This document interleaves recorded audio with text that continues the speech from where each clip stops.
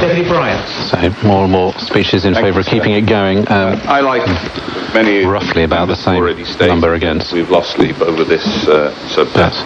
This is the Education Minister. It's very close to me, and I understand the difficulties that everybody has discussed. This debate seems to be described in binary black and white terms, and of course it's not.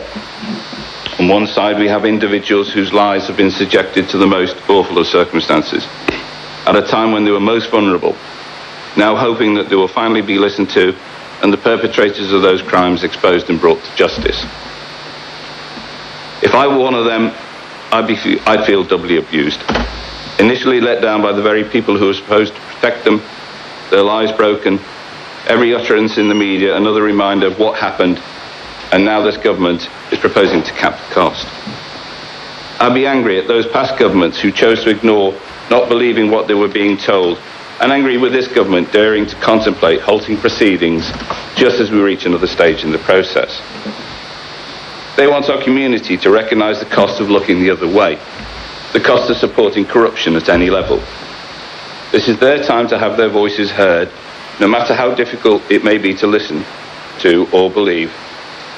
They want the truth uncovered and debts to be paid, both financially and most importantly, emotionally. And most of them would like it to be over. For them, it's a living nightmare. On the other side, we have members focusing on the spiralling cost. It was forecasted 6 million, but later projections, no matter what the source, show a figure above 20 million and rising. 20 million at a time when we are attempting to carry on business as usual, keep frontline services alive in all areas, accommodating a rising cost of living, and all on a diminished budget. In education, I have further worries. Putting aside the aspirations of addressing the current issues we have identified, we have concerns about our children's mental health, the lack of nourishment they receive, the emotional well-being of their early years, and the support they and their families desire for higher learning. Let's remind ourselves that this inquiry is about abuse, and all abuse, whether physical, sexual, or mental, is about power. And one of the reasons we're all struggling with this debate is we feel powerless. Powerless to rectify the wrongs done, to go back in time and make it all better. Powerless to stem the profligate spending on lawyers at a time when we are cutting support to organisations like the Women's Refuge, whose sole existence is to care for victims of abuse. Powerless to explain how it happened and why it continues to happen. So rather than listen to the synthetic rhetoric that claims all of those who vote against are heartless, soulless individuals with no care for the victims, we need to explain that our struggles with how we have debated this proposition are born out of high levels of compassion, of a desire to see justice done, whilst mindful that our reserves are limited. So as the Treasury Minister said yesterday, what is the price? And I, like him, am heavy-hearted in the choice I must make.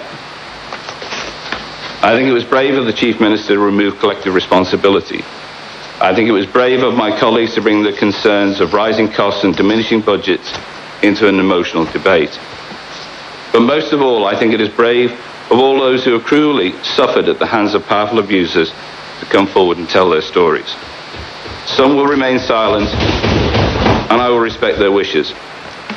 But as a government, and has clearly been illustrated by both Deputy Truscott and Deputy MacDonald, I think it was the first speech he made, and I thought it was an excellent one, and I hope he makes more. We need to spend wisely, but our responsibility is to complete the task that we started. So finally, I'm sure this proposition, if I've done my math correctly, will be carried. But in my role as Education Minister, aware as I am about our financial position and the potential implications this carries, I'll be voting against this proposition. Does any other member wish to speak? Well, that was the Education Minister there, saying because of the, I think saying there, because of the financial constraints.